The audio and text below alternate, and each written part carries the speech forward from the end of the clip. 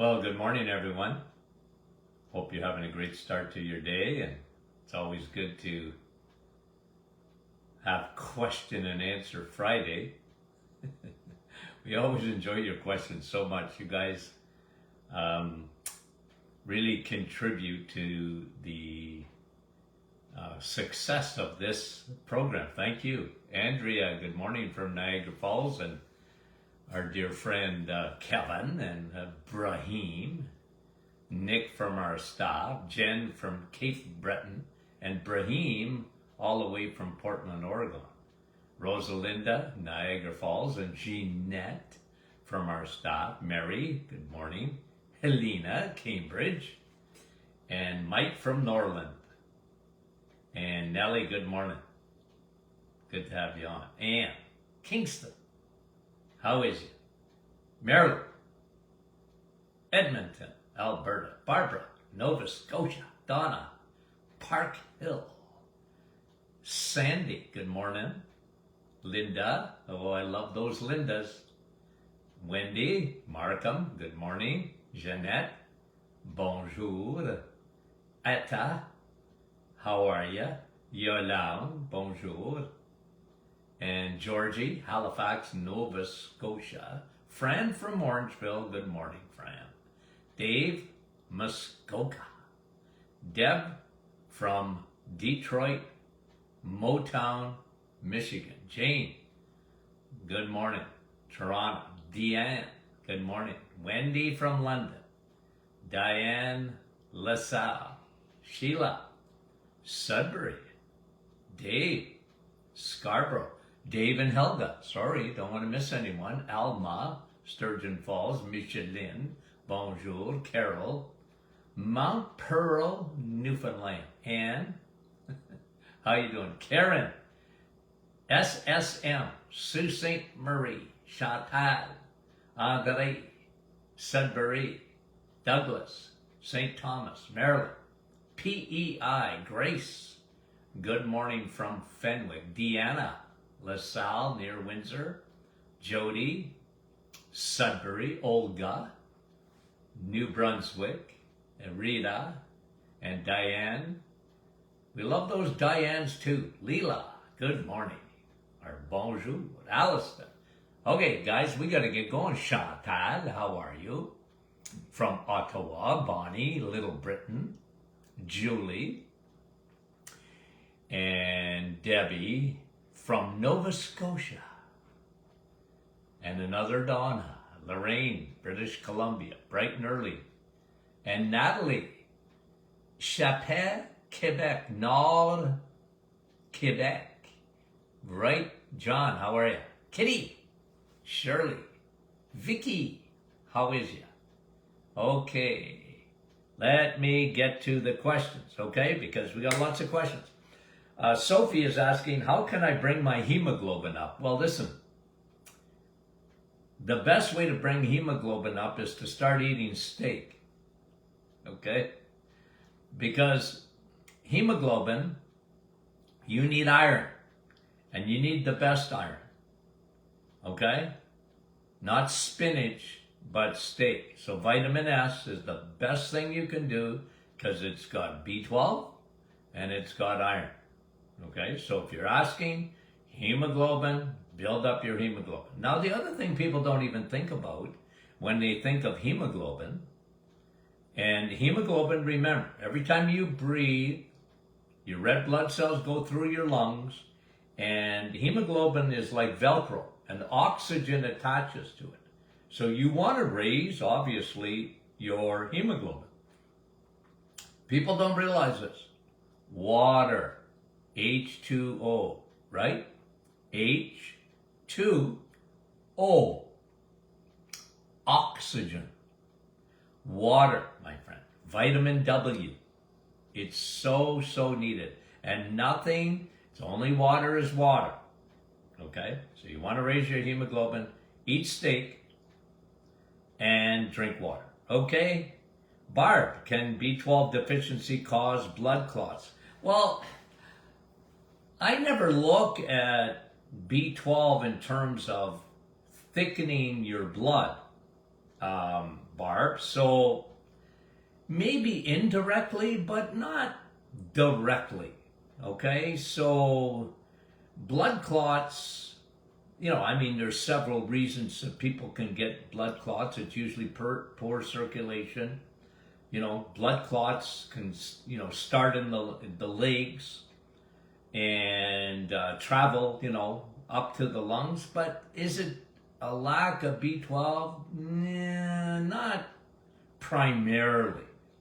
Now, B12 is important for red blood cell formation, and, like B12, all you have to do is listen to me over a period of time, and I'm huge on B12 deficiency, and I'm huge on vitamin D deficiency, because most of the population are deficient in both. They don't eat enough steak, and they don't get enough sun. Sun, steak, and steel. Okay?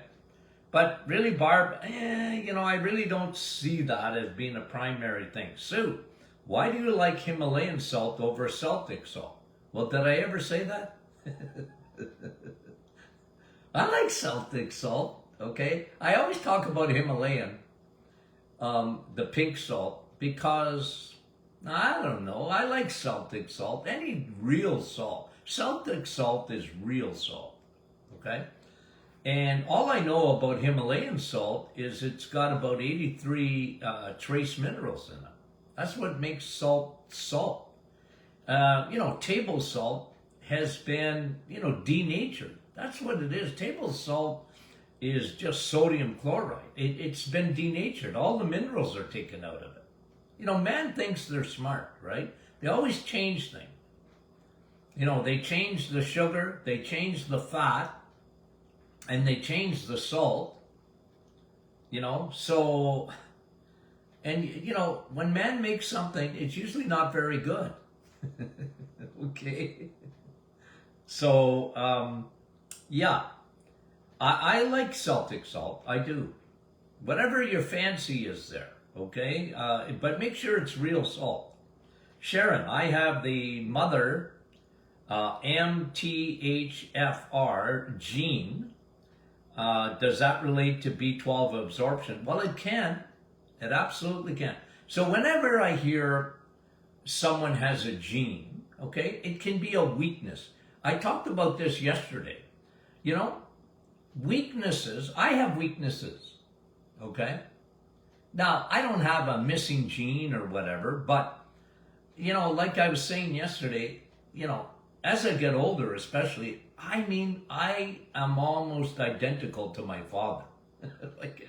They didn't call me Tony Jr. for nothing. Now, my dad was a diabetic. So that makes me much more susceptible to diabetes. Yes, but, your genes or whatever, they load the gun, but you can override those genetics. So if you have a malabsorption possibility with B12, with the mother gene, then you make sure, because that's usually can affect malabsorption. That's one of the things it does is it can. It doesn't always do it. It can create a malabsorption syndrome. So you got to always monitor your numbers. And Sharon, take B12.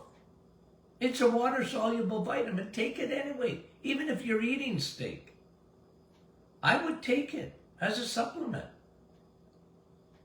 You want to have good levels of B12. So if you have a weakness in any absorption of those vitamins and minerals, well then I'd be on probiotics to absorb. Probiotics, those bacteria are so good for you in terms of absorbing and sort of counteracting that that gene you're missing. John, what is the best product for metabolism? Well, that depends, John, okay? Because metabolism is a big word, okay? And metabolism, when people usually think of metabolism, when they have my metabolism is slow. That means they gain weight very easily, right? So for that, and it depends, I'm big on thyroid, getting your thyroid activated the way it should. Now remember again about the thyroid. The thyroid never acts on its own. It's a puppet with lots of strings attached. So you have to look at the big picture, John. But if you're looking at supplements, thyroid, if that's the case, the other thing I look at supplements, in metabolism is energy. Your mitochondria within the battery packs within your cells, that has a major function in metabolism. And for that, I'm big on Navitol, okay, pine bark extract, okay, just for energy. Depends what you're asking, John. Okay, you want to stimulate, maybe thyroid, but Navitol for energy, okay, or both. Terry, are all these calorie cans of bubbly, full of CO2, hard on the stomach? Maybe for some people, look, I find CO2, I like Perrier, for example. I called it, for me, I call it my Christian beer because I like it. I like a Perrier with my meal at supper time. Okay, that's just me. Okay, it's not water.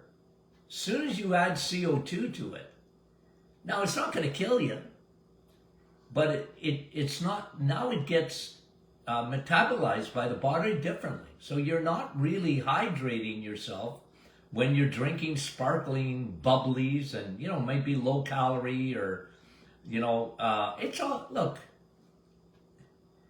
if you want, I always talk about, I talk about this story all the time, the Titanic.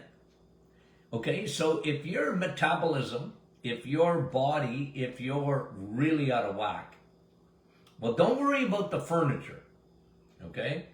Don't worry about the furniture you're on the Titanic, you're going to hit the iceberg, and some people have already hit the iceberg. But don't worry about the furniture at first. Get in a lifeboat or change course. So when it comes to water, and even people, like they ask about this all the time, about the reset, can I have sparkling water or whatever? Well, don't make it a substitute for the real thing. Only water is water, and I like spring water, okay, because of its pH and mineral content, okay? I like spring water, but water is important. You know me on that, okay? So when you're having a sparkling water, it might not have any calories or no sugar, but it's not water. It's a drink. Okay? Doesn't mean it's necessarily bad for you. And some people bothers their stomach. It certainly doesn't bother mine. You know what I'm saying? Get the drift. Okay. Thanks for the question, Terry. Darlene, or Darlyn, what are my thoughts on alopecia? Alopecia is hair loss, and in women, it's never normal. Men, Men. Okay. I tell my grandchildren all the time, Grandpa used to have a lot of hair on us, okay? I don't have so much anymore, okay? But a male, okay, don't matter. Women, big time matters. And I'm a very observant guy. So if somebody come into my office or I'm in the mall, I'm always looking at people, okay? And I can do a I do a diagnosis on people a lot of time. Well, there's a woman, she's got hormonal problems, okay? And too much estrogen. Why? I see a thinning in the hair, okay? And that's too much estrogen. And too much estrogen can slow the thyroid. The thyroid has a lot to do with a woman's hair, big time. Okay? But alopecia itself, when you're really having hair loss, I mean, patches or whatever, right out, that's autoimmune, and you need to start in the gut. Okay? You need to start in the gut. And I think of one case, I had a young woman in, she was the most skeptical person. Someone actually, I think, had to drag her into my office, okay? Because she didn't believe one thing about me. Although she didn't know me, she didn't believe in anything natural, okay? And that was just her. And it took me 10 minutes, okay, to convince her that she had leaky gut and that she had an autoimmune disorder, and I had a real good protocol on how to fix it. And I said, look, I can't go home with you, okay? And you don't even want me to come home with you because you don't even like me, okay? And I said, you got to give me 30 days. You got to trust me for 30 days. I know people brought you in here or sent you in here. And look, I'm going to tell you what to do, but I can't make you do it. You're going to have to trust me for 30 days. Are you willing to do that? Or am I wasting my time? And I convinced her to give me 30 days. I said, if you think I'm a quack, well, in 30 days, you're going to find out if that's true or not, okay? And I said, look, I'm going to give you a protocol. And I just, based on her testing, she definitely was autoimmune. She already knew that. But I said she had leaky gut. She had low levels of B12. She had low levels of vitamin D. Her thyroid was sluggish. It wasn't working properly. And I got her to address all of those things in 30 days, including the diet. Because her insulin, she had insulin resistance. And she had way too much estrogen. Okay? She was too much of a woman, even though her hair was falling out. So we addressed all of that in a protocol. I sent her home with a plan in 30 days. I'll tell you that woman today, and this is 10 years ago. She loved Dr. Brett. She came back within 30 days for a follow-up appointment, and things were much better. She wasn't cured, but much better. She saw it. She felt better. And so I just say, well, let's get to the root of the problem. Symptoms, okay, but what's causing this? Alopecia is 100% autoimmune. Therefore, it is started in the gut. But you got to look at all these things. So very good question. Darlene. Anybody ever call you that? Francis. What causes migraine aura without the headache? Well, it could be a lot of things. One of them I just talked about, estrogen dominance. Okay? Inflammation is involved big time. And insulin can increase your inflammation. When I look at a migraine, I always look at this. Whether it gives you a full-blown headache or not, even just the aura, there's something going on. I'm big on that. Almost invariably low B12. Almost invariably low magnesium. And almost invariably estrogen dominance in women. Almost invariably is fatty liver. Now, it may not be full of fat, but it's a start of fat, and the liver is affected, and the liver is gummed up. Those are the things that I used to see with migraines. Hormonal, and sometimes leaky gut, you know that. Insulin resistance creates inflammation in the body, and for some people, the weak link is headaches. But you got to look at B12, and that's a big, big, big factor too. Okay, Francis, thank you. Doreen, what causes high enzymes? Doctor said kidneys are leaking protein. No. Well, they're leaking protein. Yeah, maybe they're leaking protein, but you got kidney stress. Anytime the kidney enzymes or liver enzymes are up, you got liver or kidney stress. And kidney stress can be dehydration, way too much sugar, way too many carbohydrates, too many lectins. Okay, because somebody asked that. What does Dr. Martin think about lectins? Okay, those are legumes mostly. And your beans and all. I'm not saying you can never have any, but you don't want to live on that. And oxalates can give you kidney stress. And let me tell you what it isn't. It's not, even though you're leaking out protein, and you might find protein in the urine. This is what has thrown off medicine for the last 50, 60 years. You got protein in the urine. Therefore, you're eating too much protein. No, it's the opposite. You're not eating enough protein. And there's nothing that will stress your kidneys more than if you are dehydrated. And secondly, you consume too much sugar and not enough protein. So they got this idea that protein, destroys kidneys. Well, ask a diabetic. They're the ones who are the most susceptible to kidney problems. It isn't protein. Protein is exactly what a diabetic needs. It's carbs. It's sugar. It's a lack of water. It's too many oxalates, too many lectins. People that live on vegetables.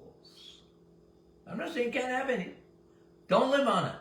That's hard on your kidneys. Okay. Thank you for the question. And Louise, in the previous question and answer, you said low BP may be caused by thyroid. Yep. You said you have to make it move. What? Did I say that? Well, look, I just talked about thyroid, Louise. Okay? How do you make it move? How do you get it better, you mean? Okay? How do you get your thyroid better? Well, again, you got to see if the thyroid is actually the primary thyroid. Again, lots of strings attached. Could be too much estrogen. Could be too much cortisol. Okay? Stress really affects the thyroid. It may be fatty liver. Why? Because your T4 to T3 is made in your thyroid needs T3, and T3 is made in the liver. So food has a huge, huge, huge, huge factor on thyroid. How do you gum up your liver? Carbs. Sugars. Okay? And leaky gut has an effect on thyroid. 20% of T4 to T3 is done in the gut. So, multitude of factors, okay? Linda, I wonder if this is the real Linda. I watched a video where a doctor said cancer is from parasites. Have you heard of this? Yeah. I'm more cancer is from fungus than a parasite. Okay? But the answer still to get rid of parasites or candida, like I have a candida parasite formula, and because they often thrive in the same environment. You don't have enough friendly bacteria. And look, we live around parasites. Folks, you never really want to get a powerful microscope because you just take a little bit of blood, or you take, you put a slide of feces or whatever you're going to see the stronger the parasite, the stronger the microscope, you see stuff that, like even stuff you eat every day, the living things that are in there, okay? Even in vegetables and fruit. Like, it's just because, but we live and in a copacetic way with parasites and bacteria and viruses. So I'm not so much on getting rid of those. I'm more of getting your body immune system in good shape. Because if you think, unless you want to live in a bubble, that's what my biggest axe to grind in the last couple of years through this whole, shutdown, wear a mask, vaccines, whatever. Look, I don't care if you did all of them. But what I was upset about is why isn't anybody talking about the immune system? Because it's going to be one virus after another virus after another virus and another virus. Okay? And the solution is for you and for me to build our immune system so that we can handle those things. It's the same thing with a parasite. Now, getting back to cancer. I'm more of a belief that cancer primarily comes from leaky gut. Garbage gets in the bloodstream. That can cause autoimmune. It can cause a lot of problems that we talked about some of them already this morning. But one of the things it can do, okay, is that especially when yeast or candida gets into the bloodstream and spreads, it can get into tissue. It can go everywhere. And, I'm big on getting rid of candida, fixing your gut, fix the leaky gut, get rid of all of that fungus because it spreads like wildfire. And for some, it can lead to, it'd be one of the big factors in cancer, okay? And I talked about that. I wrote a book about it. Are we built for cancer? And one of the biggest things I talked about in there was fungus. So parasite, yeah, it can be a factor big time. I wouldn't disagree with that doctor as much as I would say, it's more, in my opinion, more fungus than the parasites, Linda. But I'm sure parasites are involved. Thank you for the question. Marlis, my brother has an issue with ear draining. Is there anything that can help? Well, okay. You might try, Navage. Okay? Because a lot of times, like the ears are very much connected to the rest of the sinus passages. I like oil of oregano, spray and pray. Like, don't put it in your ear, but clear out the sinuses. Okay? And you've heard of Navage, where that it's a suction taking out the garbage. And if the ears are draining, are they draining where? Like draining outwards or draining inwards? If they're outwards and you're getting a drainage, usually that's fungal. So start probiotics, absolutely, and even maybe the Candida formula with it, okay? So thank you for the question, Marlis. Sherry, I want to sing. What natural things can I do for a stomach ulcer? Well, listen, usually a stomach ulcer is caused by a bacteria, okay? And you better lower your stress because that aggravates. I mean, an ulcer can actually come from cortisol. Just stress, worry, and whatever, so you got to address that. And the other one is, you want to kill anything in that stomach. Usually you get a stomach ulcer. The problem is your acid in your stomach actually isn't acidic enough. It's the opposite. And your proton pumps are pouring in extra acid to make up for the pH. You're not eating properly. So, so I would address those issues. Digestive enzymes. Be careful with any, balsamic vinegar, or I usually like that. But while the ulcer is still alive and well, that could cause you a fair amount of pain. Okay? So be careful. Some people like milk, drink milk just to coat the ulcer. Not store-bought milk. Have a tablespoon or two of cream. Okay.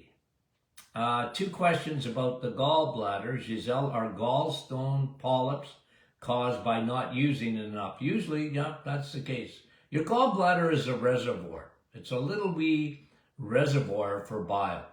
If you don't use it, your gallbladder gets gummed up.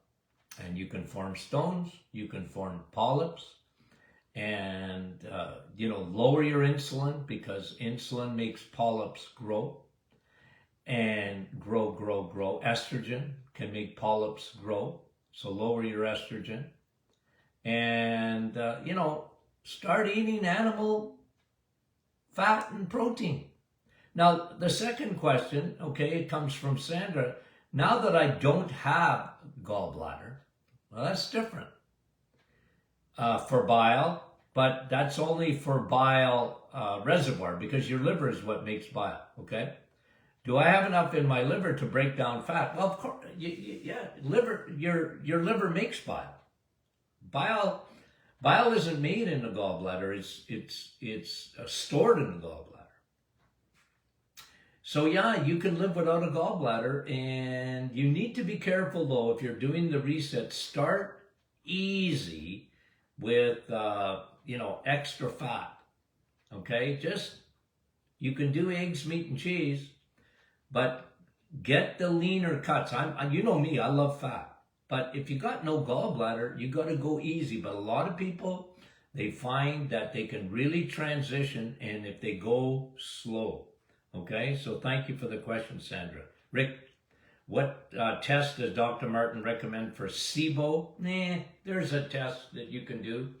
There's a breath test. There's a blood test that you can do.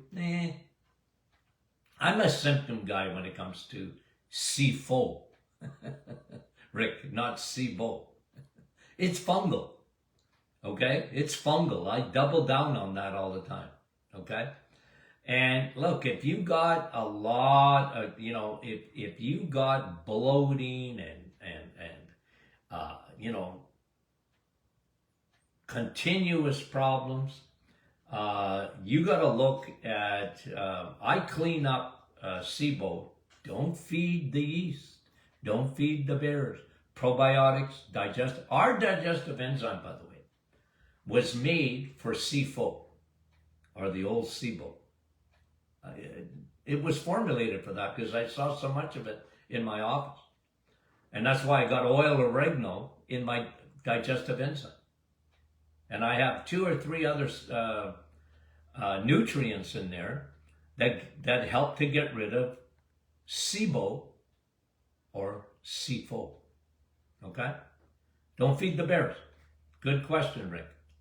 Lynn, is DHA and DHEA the same thing? No. DHEA is made from your adrenal glands. Okay? And DHA is a fat. It's a long chain fatty acid, so completely different altogether. One is a hormone made from the adrenals. Okay, like cortisol is made from the adrenals. DHEA is made from the adrenals, and DHA is a long chain fatty acid. So when you eat fish, steak, you get a long chain fatty acid. And you know me, I love DHA because your brain is made up of DHA, not DHEA. Okay? Good question, though. I want you guys to ask those questions. Sabrina, what does Dr. Martin think of lectins? Not much. You can have some, but don't live on them. Okay, and I'm not into, lectins cause everything from, warts on your nose to, something on your toes. Some people, it's like gluten. I used to say in my office, gluten schmooten. Now, does that mean I didn't believe in gluten intolerance or whatever, or celiac? Of course I did.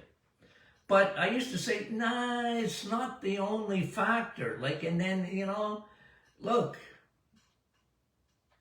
I understood what it was.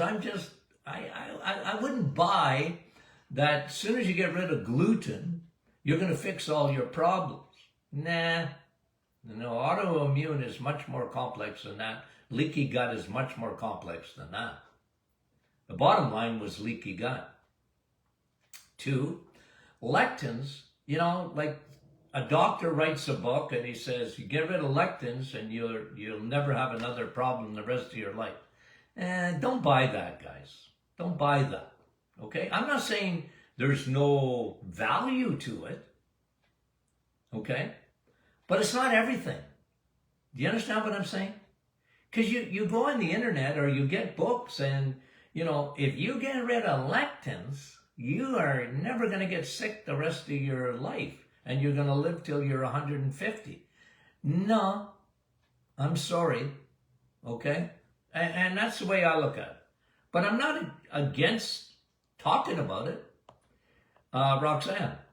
My mom has kidney stones for over 6 years. She has gone toxic twice. Yeah, it can be very dangerous. Can you speak to this? Well, look, I talked about kidneys. Kidneys are Niagara Falls. Your mother, I can almost guarantee, is dehydrated. Okay? She might not think she is. And your mother is probably, again, I'm only guessing, on certain medications that dehydrate the body. Kidneys need water and flushing. What kidneys don't need are any juices, any sweetness, no drinks other than coffee and water. If you have to have tea, you can have tea. Okay? So kidney function, and when you get stones, and for some people that's their weakness. But again, you can override your weaknesses. Clean up the diet. No oxalates. Okay? Because stones are either calcium stones or uric acid. And uric acid is caused by sugar. And oxalates can cause calcium stones. And oxalates are vegetables, mostly. So be careful. I'm not saying don't have any, but for your mom, I wouldn't have any. Because she makes so many kidney stones. Okay? No sugar. And don't drink sugar. That's the worst thing you can do. Okay? Tina, my scalp or the top of my head is very, very sensitive. It's not like a headache. What could cause that? Well, usually, look, anything weird, because that's weird, okay? And Tina, I'm not saying you're weird. I'm saying your head is weird. Okay? Very sensitive. Look at B12 usually. For me, anything weird and with paresthesia, numbness or tingling in the mouth, scalp or whatever, I usually see low B12. Okay? Thanks for the question. You're so good. Joanne, for those unwilling to do the reset, what do you think of Tudka, Toro, Zycolic for liver detox? Nah, I don't know, Joanne. You're asking me something that I have no experience with. I haven't used this product, but I'm not big. If you guys know me, I know you don't want to do the reset, but there's nothing like the reset to fix your liver. Okay, like I used milk thistle over the years or whatever, but I always used to tell people your liver is sugar, the storage of sugar turning to fat, and get rid of the carbs. You might not have to do the reset, but you better lower your carbohydrates. There's nothing that will detox your liver. And your liver, by the way, you get a brand new liver every 6 weeks. Did you know that? All your cells in your liver are regenerated every 6 weeks. But if you don't change, your liver's not going to change. So all I'm saying is, drink. What would be better than a supplement for your liver is water. Food, cut your carbs down and drink water. Water, you have no idea how good that is for you. And coffee. Do you know that coffee detoxes your liver? Yeah. Better than, I can't even pronounce what you said. I'll look it up. I didn't even see the question until I just read it now, Joanne. But I'd rather, look, I just know how I cleaned up liver. You know how I knew it? I used to measure their enzyme. I measured liver enzymes. So I knew when the liver was cleaned up or not. And this is what I really found to be effective. Thank you very much. And Anna is asking a good question. A certain length of time needed to get a certain amount of melatonin. Well, it's very similar to vitamin D. Any studies that have been done, it's 20 minutes. So don't put your sunglasses on. 20 minutes. Don't look directly in the sun, but it takes about 20 minutes to load up on melatonin, okay? 20 minutes gives you what of vitamin D? 10,000 IUs, okay? Melatonin, yeah, I'd say about 20 minutes. Leslie, can you suggest what to do for my low kidney function? Well, I talked about it. Water. Change your diet. Cut out the sugars. Big time.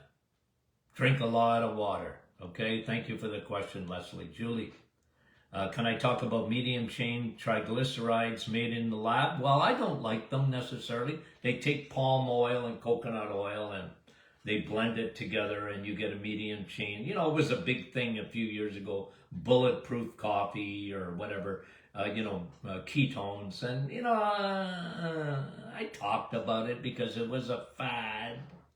You don't hear about it so much anymore. But it was like, it was all right. I found most people couldn't stomach that heavy oil digestibly. Like I like coconut oil, okay?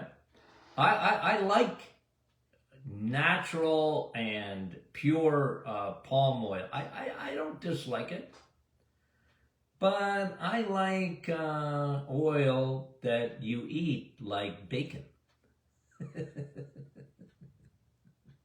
Okay, I like bacon.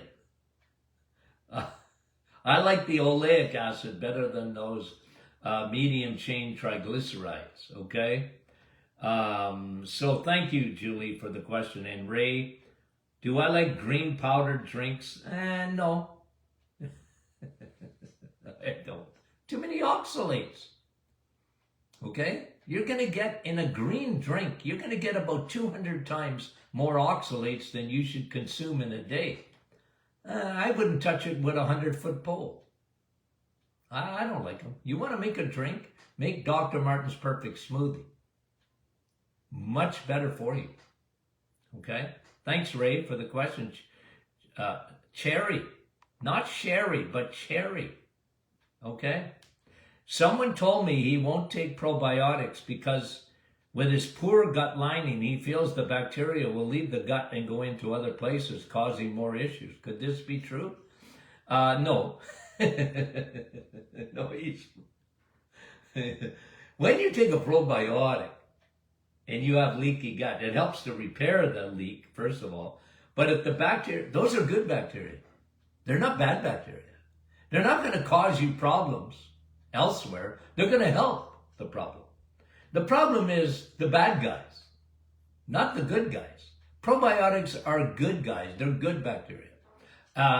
Acidophilus bifidus. I was reading a study. I sent it to Tony Jr. this morning on, let me read it to you, because I made a note of it. Let me just read this and I'll finish with this, because that's the last question. Probiotics and staph.